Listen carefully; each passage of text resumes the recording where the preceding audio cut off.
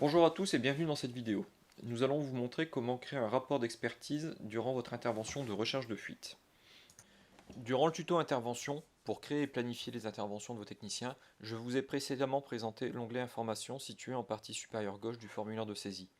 Si vous ne l'avez pas visualisé, je vous invite à le faire avant de regarder ce tuto Rapport d'intervention.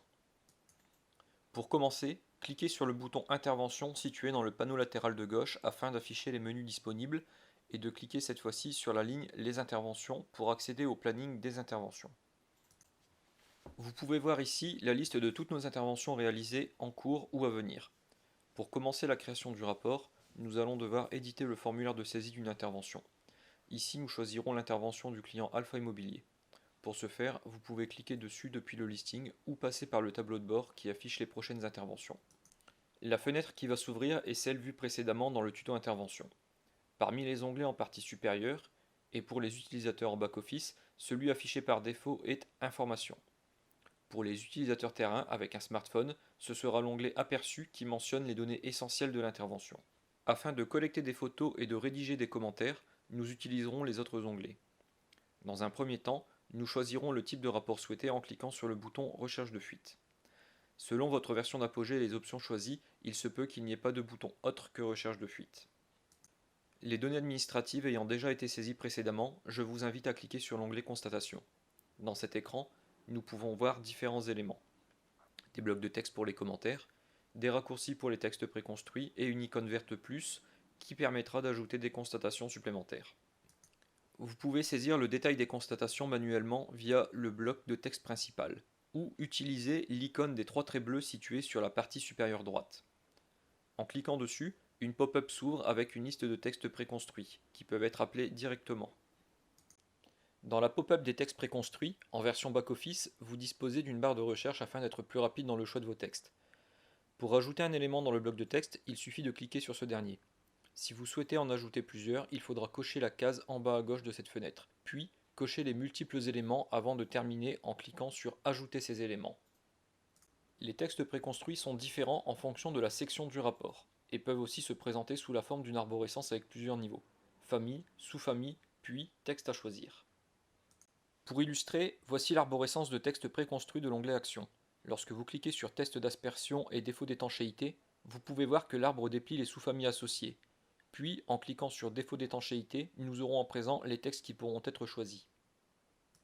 Bien évidemment, vous conservez la main pour modifier et supprimer les textes préconstruits qui auront été sélectionnés, mais aussi pour ajouter du texte en saisie libre avec le clavier.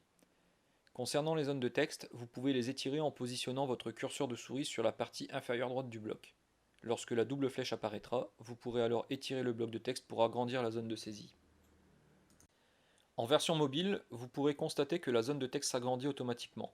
Il est aussi possible de se passer du clavier virtuel en utilisant la saisie vocale de votre smartphone.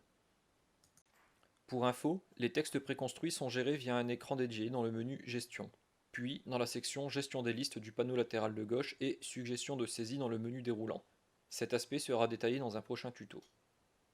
Continuons la construction du rapport avec l'utilisation du bouton plus qui est de couleur verte. Vous pouvez à l'aide de ce dernier ajouter des blocs de constatation individuels pour décrire une situation précise. En cliquant dans l'encart Pièces lieux, vous pourrez choisir des lieux préexistants. Au même titre que les textes préconstruits, ces derniers sont également paramétrables depuis l'écran de gestion. A nouveau, vous pouvez ajouter un descriptif textuel en saisie libre ou à l'aide des textes préconstruits. Ajoutons à présent à notre intervention des photos depuis la médiathèque en ligne. Pour ce faire, il faudra cliquer sur l'icône médiathèque qui est de couleur bleue et sélectionner là où les photos voulues.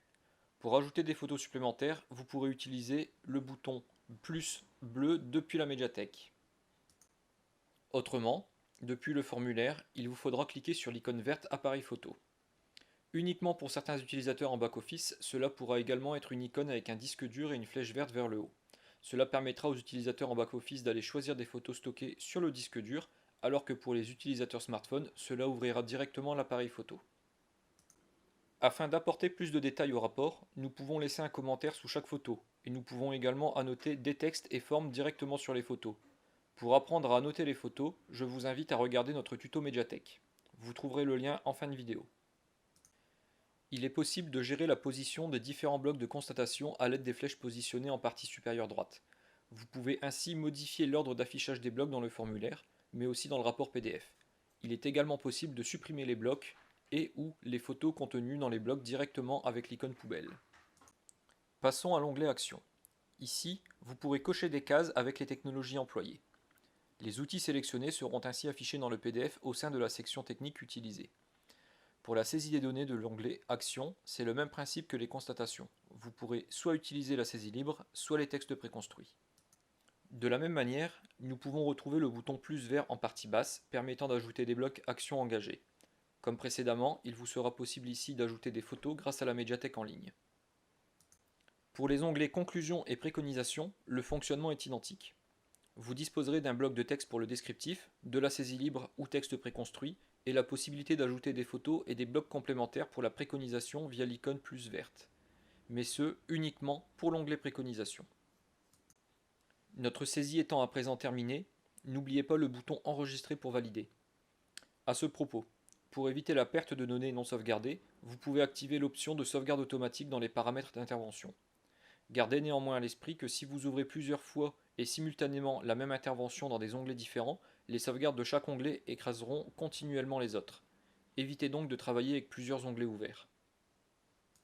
Je vous invite donc sans attendre à cliquer sur Rapport, puis sur Générer un document.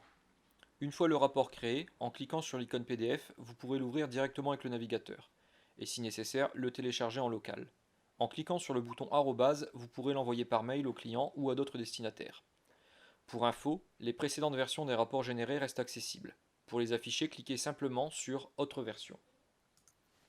Pour éditer un rapport, vous devrez sélectionner et ouvrir votre intervention et cliquer sur le bouton Modifier.